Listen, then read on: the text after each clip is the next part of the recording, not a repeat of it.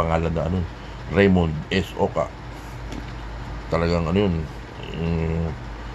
pinakain, naglaro kayo basketball, tapos akyat kami dun sa ano, sa office ng daddy niya. Daddy, kakain kami sa labas. Binigyan siya ng pera. Tapos ano, nagsama ng ano, dalawa yata, tatlong bodyguard ang kasama namin. Tapos hindi ko kumakain na kami. Sabi ko, ano kaya yung attache case na to? May attache case eh. Pagbukas ng gano'n eh. Kasi telepono pala. Telepono, wireless. Sabi ko, doon ako una nakakita ng ano, yung wireless na ano, na telepono. Yung malaki pa talaga yung, parang may Motorola yata yung malaki. Kasi attache case yung lagayan eh. Biro mo nung araw, nung meron ka nun, talagang big time ka. Kung meron ka nung araw nung ganun. Yun lang. Shout out sa'yo, Raymond Oka. Ano, makarating sa'yo itong video. Angel Roses, shout out sa'yo. Stephen Crummy, shout out sa'yo. Yun, makakasi ko pa yan sila, Alec Chica. Sa mga tropa ko, Alvin Muanya, Rolly. Shout out sa inyo lahat. Ewan ko nag-subscribe sila sa akin kasi sinesend ko sa YouTube, sa Facebook nila na baka naman ayun lang. Pero mas shoutout sa inyo mga FLM family, yung mga nag-subscribe kay Lolo Miguel, dyan lang po kayo. At yung sinubscribe ko naman sa inyo, nandito lang naman yun, hindi ko aalisin yan. At at magmahalan lang tayo. Enjoy lang natin yung tong YouTube. Ganito pala tong ano, talagang YouTube na to. Pagka magre-record ka ng video at kinakausap mo yung sarili mo. Ayun, ilan na ba? 35 minutes. Paano na naman yung mga tao? Yung mga manonood kasi lulubigil na sa wala na naman kwenta itong sasabihin. Pero hindi, salamat pa rin at shout out sa inyo lahat, yung sa mga bago nag-subscribe, saka yung sa mga talagang nandyan lang na yung nag-respeto kay Lolo Miguel, saka si Lolo Miguel naman yung respeto rin sa inyo. Nandyan lang, andito lang tayo. Ang pangarap lang ni Lolo Miguel yung maabot yung 1K. Pagka naabot ko na yung 1K, ay bahala na, hindi na ako mag-ano ng ano, yung please subscribe yung mga ganyan, hindi na. Basta yung magamit ko lang yung live, masaya na ako dun. Tapos kung ma-monetize man itong channel ni Lolo Miguel, bonus na lang yun. At utang na loob ko yan sa inyong lahat, FLM family, tsaka yung mga nakikipagpalitan ng subscriber. Shout out sa inyong lahat. At mga 90% na nandito sigurado solid FLM family, o mga 98% solid FLM family. At shoutout sa inyo. God bless us all. Mabuhay tayong lahat. Francis Leo Marcos, God bless you. Malapit na namin makasama ka ulit. Miss na miss ka na namin. Miss na namin yung tawa mo. Miss na namin yung pagla-live mo. Totoo, talagang nakakamiss. Boses mo lang ngayon na naririnig namin. Pero grabe yung galak na idinudulot mo pag umaakyat ka at pag nagpaparinig ka sa amin. Mahal ka namin. Andito lang kami, ang FLM family mo. Kung kinakailangan, pasukin mo ang politika para mas lalo mo maprotektahan ang sarili mo. Tutulungan ka namin, Francis Leo Marcos. Ikakampanya ka namin. Maaasahan mo ang FLM family. Wala kang kailangan bayaran sa amin. Dahil yung gagawin namin na pagkampanya sa'yo, kung ilan boto man yung makuha namin, bukod sa amin na family mo, saka yung mga kamag-anak pa namin, lahat bibigay namin yung suporta sa iyo. Walang bayad yun, mga kaibigan, kasi puso ang pinaiiral natin. Puso bilang pagtanaw natin ng utang na loob sa kabayanihan ni Francis Leo Marcos. Sana kasi napapansin ko dun sa ibang mga vlog, sa ibang mga topics, sa ibang mga sa politika na napupunta yung yung topic, dumidikit na sa politika yung pagiging humanitarian advocate niya, dumidikit na ron sa pagiging politiko. Kasi tama naman yung kasi para maprotektahan niya yung sarili niya. Mahirap maging private citizen lang sa atin. Alam mo naman ang labanan sa atin.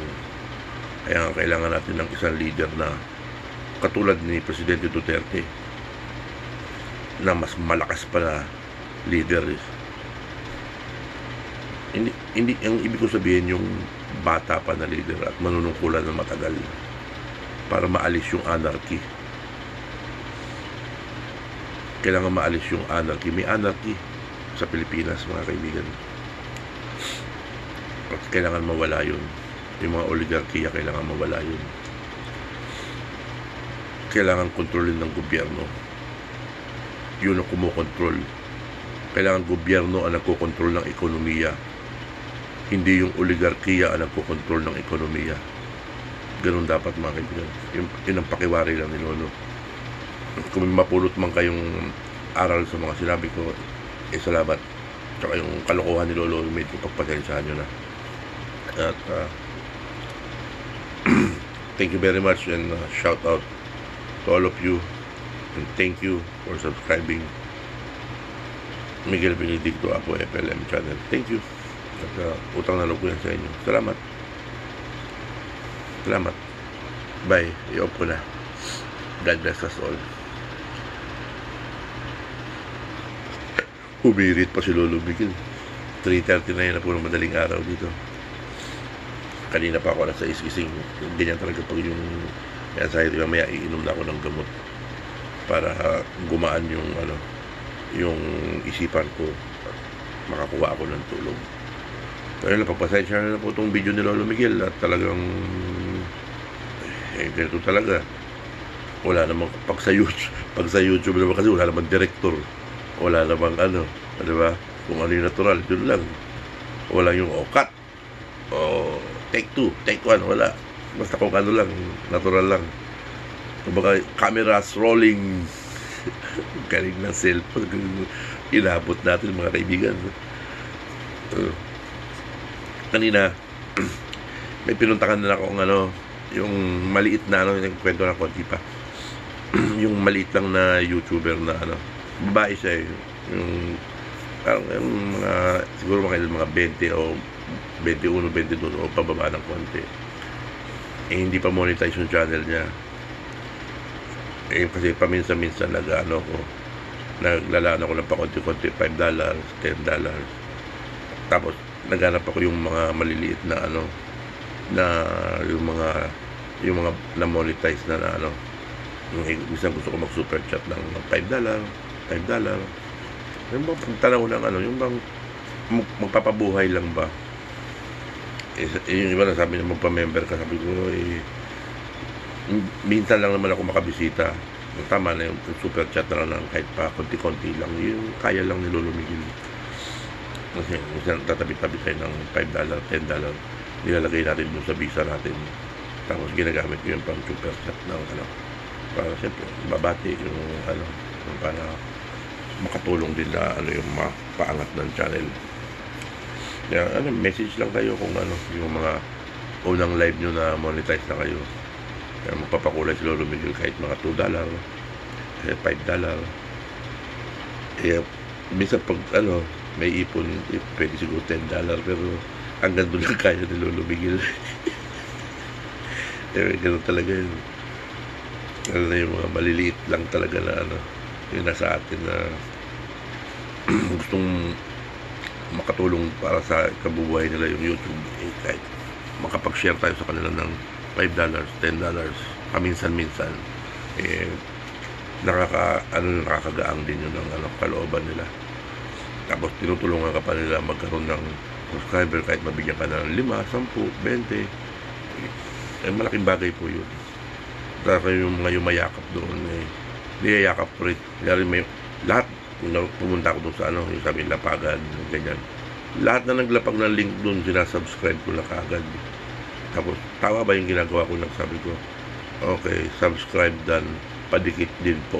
Parang ganun. Okay, subscribe dan, pasubscribe din, pasukli, o pasubscribe din po. Parang ganun yata yung ano yun. Ewan ko lang kung tama yung ginagawa ko. Pero doon sa mga bumabalik, salamat. Diyan lang kayo. At si Lolo Miguel, pag dumikit sa inyo, nakadikit talaga. Hindi tayo yung didikit ka lang dahil kumukuha ka lang ng atas nila mo. Hindi ganun si Lolo Miguel.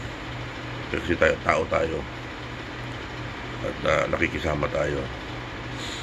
Parang sa YouTube pakisamahan. Parang ganun. Gaya ng FLM family. Shoutout sa ating lahat. At talagang yung parang lutang na yung mabigat na. Ganyan yung yan ang pinagdadaanan ni Lolo nyo.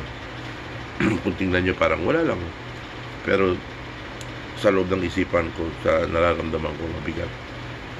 Kasi nga dahil sa anxiety. Alam nyo naman na kwento.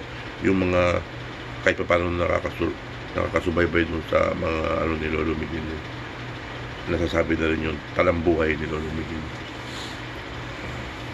Kasi tayo wala naman tayo tinatago. Hindi tayo nagpapanggap lang kung ano yung lumalabas sa ating bibig ay totoo lang. Yung iba naman ay pakiwari. Kaya yun sa mga personal, puro totoo yun.